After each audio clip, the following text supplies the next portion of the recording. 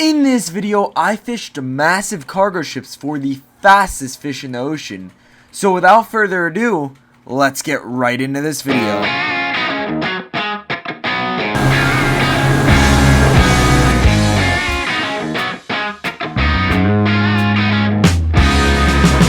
Okay guys, we just made it out of the inlet. As you guys can see, it is really cold today.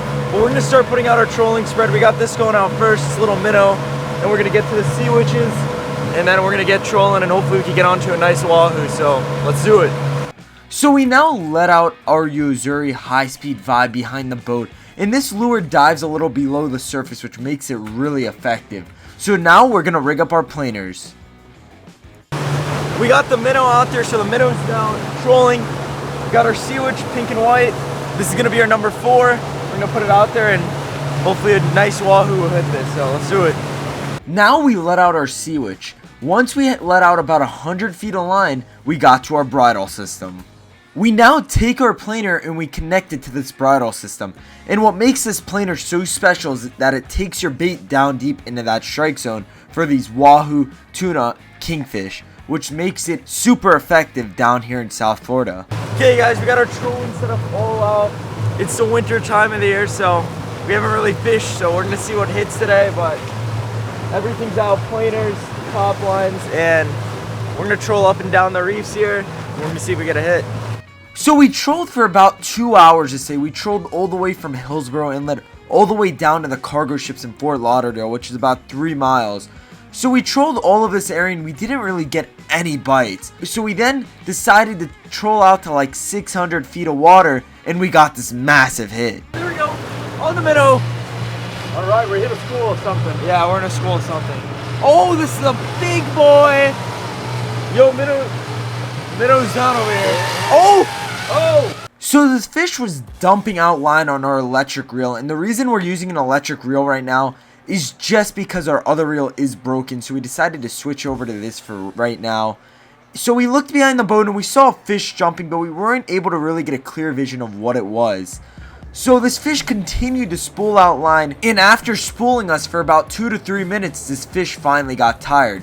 So we were able to start bringing this fish in. And what makes this electric reel so special when you're trolling with it is that I'm able to just press a button and the fish starts coming in, and then I'm able to clear other lines. But on this day I had some brothers to help me, but on days that I'm alone or just with my dad, that's where the electric reel is super effective.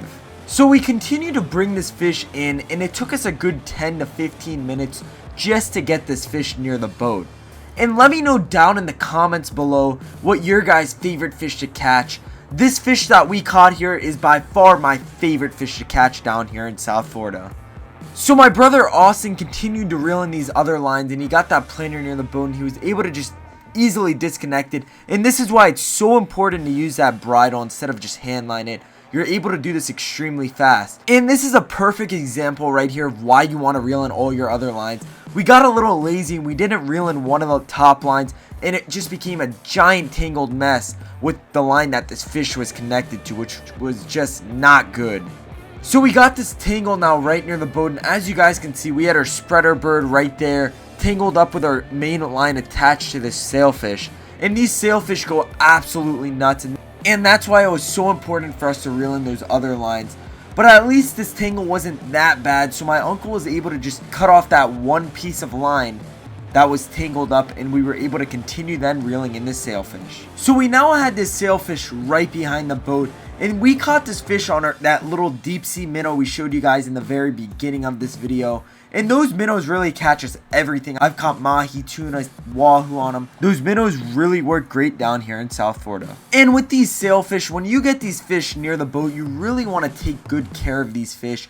A lot of people put these fish in the boat, or you handle them incorrectly, and a lot of these fish end up dying, which is just not good.